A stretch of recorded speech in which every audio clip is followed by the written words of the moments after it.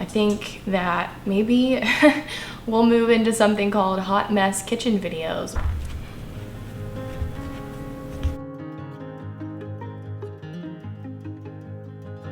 Hey y'all, welcome back. It's Bowen. I know it has been a long time. I've been so busy. So we'll see if I'm able to continue to do YouTube. I'm kind of just taking it day to day. That's really the best way for me to do it. I do enjoy it, and I think it's an excellent way for me to help teach people things, but it's just been really hard for me to keep it going at the pace that I've been striving to stay at for the last year, which was one video a week. Going forward, I'm not sure what's gonna make sense. I'm just gonna let God lead me and again, take it day to day. But today I felt like it was a good day to get my camera out. The cost of food is getting so expensive, and I know that it is something that is weighing on a lot of people. I can feel it. I can feel it when I go to the grocery store. And I feel like I have a little bit of a gift to kind of help people with learning to use cuts of meat, different types of food that are maybe more intimidating to cook. Maybe they take a little bit more work, but I can teach people to utilize different things and to think outside of the box. You may not be able to eat exactly the same as you were able to, but maybe with a little creativity, you can work with what's available. So that's kind of what's going on in this video today. Yesterday, I went out to Aldi because I had a gut feeling that there were gonna be leftover turkeys that were discounted. I was right. So there was actually a lot. I should say the only discounted turkeys were the organic turkeys, which when they're discounted, they're about the same as a conventional turkey, depending on where you go. I know that there has been some good turkey sales. I know we've already cooked 2 turkeys this season. The first one we got for 99 cents a pound, and then the second one we got for $1.99 a pound because it was like last minute. We thought we'd be able to get another 99-cent one, and then we couldn't, and so we had to just get what we could get because we really wanted to have turkey. Now, $1.99 may feel like a lot compared to what turkey has been in like years past. Also, I think a lot of people always feel like you're paying for the bone of the turkey. You are, and you're paying for the skin, which are 2 pieces of the meat that people kind of cast out as not really edible or not usable. They're very edible and they're very usable. The bones, you can make bone broth. Very nourishing food, full of amino acids, full of electrolytes. It tastes good.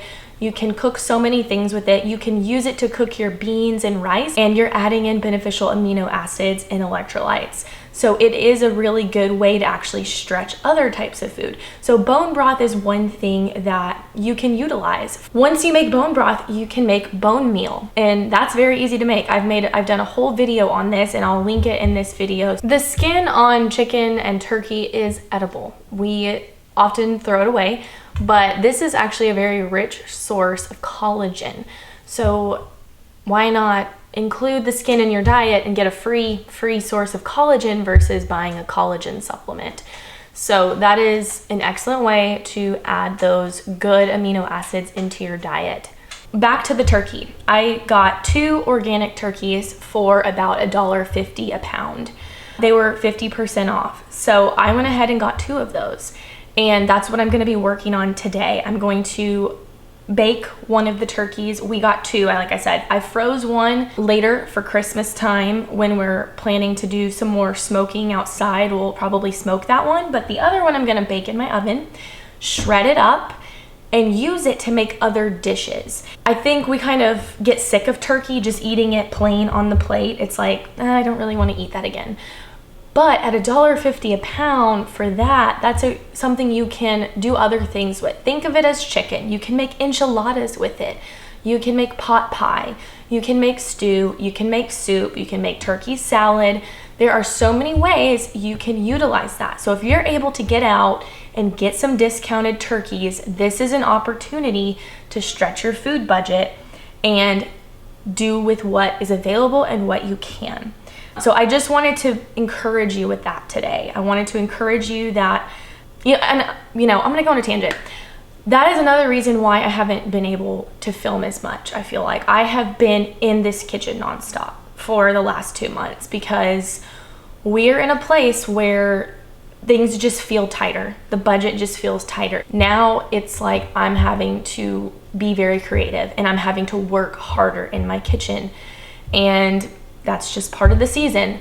I am baking bread multiple times a week because a loaf of bread does not cost me a lot. Ingredients wise, it takes a lot of time when you make sourdough bread, but when you're looking at it from how much it actually costs, those ingredients, very, very low cost food. That is probably why bread was such a staple in our grandparents' diet. So I've been making a lot of sourdough. I've had to be in my kitchen a lot more than I ever have, and it definitely can get overwhelming even for me, even as someone who has cooked from scratch since I was literally 13 years old, probably before that, because I was raised to learn to cook and to learn to do these things. So, you know, I have empathy if you are struggling with the higher cost of food right now. I'm gonna do my best to share what I can here and as often as I can. I have to be realistic, but there are ways we can be creative. So those are a few ideas for today. The rest of the video, I'm gonna kind of talk you through what I'm doing. I'll link to some of those other recipes and things that I have shown in the past. So anyway, let's get started on this day. I hope you all are doing well, and I hope that this video brings you encouragement and inspires you. If you're able to cook more, I can imagine that if you are a mom and working, or a parent and working, that taking on more probably feels really overwhelming. So I'm gonna do my best to give you tips and tricks. I used to be a full-time working person. I didn't have a child at the time. And it was hard to cook just working full-time. So anyway, I have empathy, and hopefully things that I share today are gonna be a blessing to you, and they are gonna inspire you in your kitchen and just renew your spirit. So let's cook. All right, so the first thing that I'm doing this morning is I need to feed my starter and make bread. So I am gonna start by feeding this starter. So everyone has their own little, ratio and what they do when they feed their starter. What I do is, personally, I like to measure it. I've tried just eyeballing, and then I don't do well. And I think eventually I'll get to that point. But right now, if you're new to sourdough, I would highly recommend measuring so that you get precise and accurate just consistency, because that can be a big thing with making sourdough. So I do 30 grams of starter, which I got a little bit too much, so I need to take some out. So if you are wanting to start sourdough, I don't really have what feels like the time to put together an accurate and awesome guide to show people how to do that right now. But there is one out there, and it's by Homegrown Education, and it is free.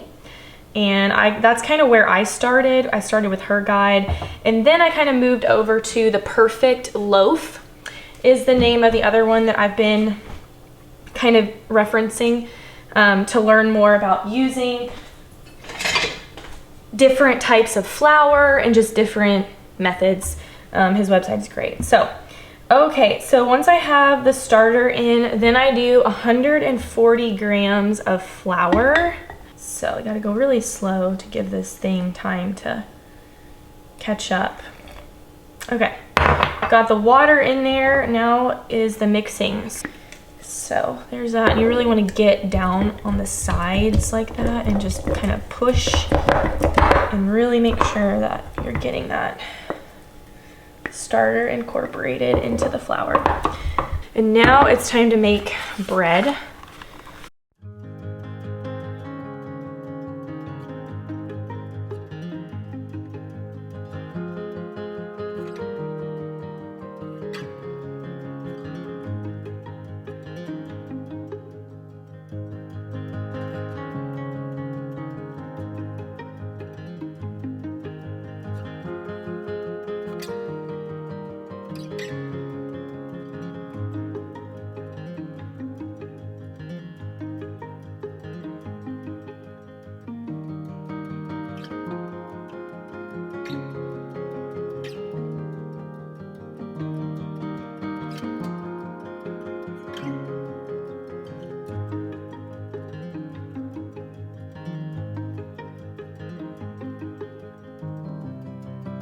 Something that I love doing is using Sharpie on jars. It helps so much to label things quickly, or glass, any sort of glass. So I'm just gonna label that this is discard so that, you know, life happens and I don't wanna forget that this is discard and not my actual starter that's fed and active. I have another jar of discard right now, so if I have time later today, I will try to make a discard recipe. But if I don't, discard will usually keep in the fridge, you know, a week or so. And then even as it gets runny, you can still make things like pizza with it and stuff like that. I'm going to clean up the sourdough stuff, and I'm going to pull out our leftover turkey from actual Thanksgiving, shred the meat off the bones, get the bones ready to get a batch of bone broth going. I have my Instant Pot out. Any leftover turkey meat, I'm gonna get lunches ready for my husband. And then if I have any leftover, I'll freeze some of that turkey to use for soups. Then I'm gonna get the big, fresh, uncooked turkey out and get my oven ready and going to get that turkey cooked. I don't mind having my oven on all day in the winter. It's what keeps our house warm. Okay, so the bone broth is going, my dishwasher is running, the oven is heating up. Now it's time to get this turkey in the oven. So cooking a turkey is just like cooking a chicken. It's not complicated.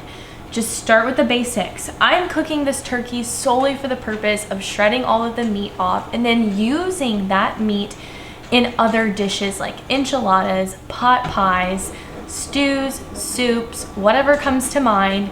You can use it just like chicken. So I'm not overly concerned with, like, you know, making lots of flavors on it. I want it to have some flavor, but I'm not gonna like spend a lot of time, you know, over analyzing this and overthinking it. I'm gonna give it some basic seasonings, and then it will be ready to use in other recipes. So I'll show you how I stuff the turkey and get it going in the oven. It's very easy. I know it can feel intimidating, but it's just an oversized chicken. It's all the same if you've ever cooked a chicken. So I'm gonna point the camera down and kind of take you through this. Cooking a turkey is really simple. I just follow what my mom and grandmothers have done over the years. I stuff it with 1 or 2 carrots, a couple of celery stalks, a chopped up onion, a quartered onion, I should say, and an apple. Then I also had some sage and rosemary that I put in there. I stuff it. I truss the legs. You don't have to do this, but it will help a little bit with keeping it as moist as possible. I simply rub the skin down with some butter. Ghee also works really well because it has a little bit of a higher heat tolerance. I sprinkled some thyme, salt, and pepper on it. I kept this really simple because, again, I'm going to just use the meat in other recipes. Kind of rub the butter in and it's ready to go in the oven. When it comes to the bake time, I just go by what the package instructions say. That's my basic guideline. Other than that, I will baste it with more butter about every 30 minutes. And it's a good idea to start taking a temperature of your turkey, 40 minutes before it's ready, and kind of gauge. You just want to get it up to 180 degrees, take a temperature in several areas. Really, taking a temperature is what will build your confidence and help you avoid overcooking it, because a lot of time people are afraid of undercooking these things and then they overcook it to be extra careful. So get a thermometer, that will help a ton.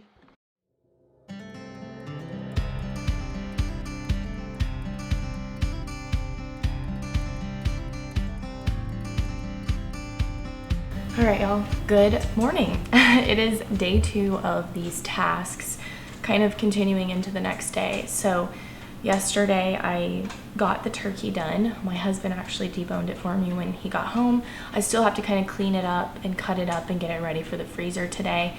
I have a loaf of bread to bake, so I'm getting the oven ready for that. And I have to pack my toddler's lunch today, but I don't have any crackers ready for him or really any bread. I just haven't made the bread yet, and so I'm a little bit behind and I need things to pack him for his lunch. So I'm gonna roll out a batch of cheesy sourdough crackers with, I mixed it up yesterday. I'm gonna get another pot of bone broth going today. So this will be my second pot of bone broth from the turkey that I cooked yesterday. Once I get that bone broth skimmed, strained, all that stuff, I plan to try to pressure can it. I really need to try to do that today because I don't like it sitting in the fridge too long. this is just the reality of cooking more at home. I think that maybe we'll move into something called hot mess kitchen videos, where I just do this and I'm just gonna be real with you. And you know, my house is a mess right now. It's a disaster. I have piles of laundry. My sink is still full of dishes despite already doing a load this morning. It's tiring, hard work, and if you are doing this with little children and little feet around, it's even harder. I just am really having to go through a season where I adjust my expectations. So let's move.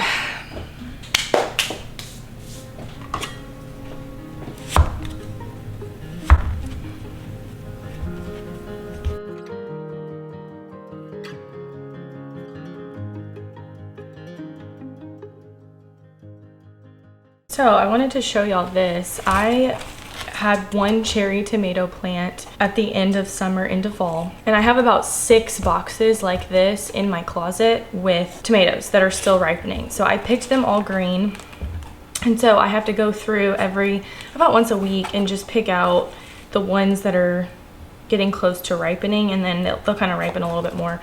So pulling these out, and I will be using them within the next few days so that they don't go bad.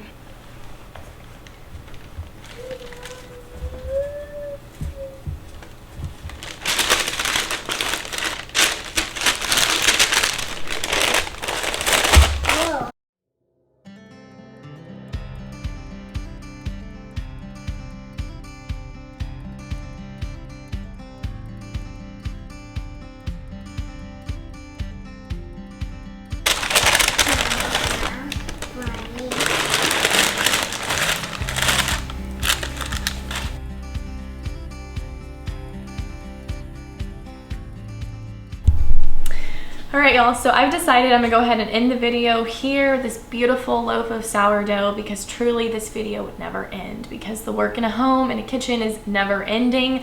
My kitchen is rarely clean, and I just have to accept that. That's part of the commitment I have to eating healthy and trying to do it on a budget. It's getting harder and harder to do, and it's taking more work. And that's just the reality. And so I will say that sourdough is such an amazing food. I feel like it truly is a gift to be able to make sourdough. It costs very little. Again, it does take your time, but it costs very little, and it's really truly the best way to turn grains into something nourishing, especially if maybe you struggle with grains. Making sourdough at home is very different from consuming bread from the store. It's fermented, and it's just easier to digest, and long fermented sourdough can actually have lower amounts of gluten, which can be really beneficial for some people. So thank you for being here. Thank you for joining in on a first version of the hot mess kitchen, and we'll see where this takes us. We'll see how much I'm able to do. I wish you all a great Advent season, and hopefully I will be in with a few more videos, but no promises. I'll do my best. Take care.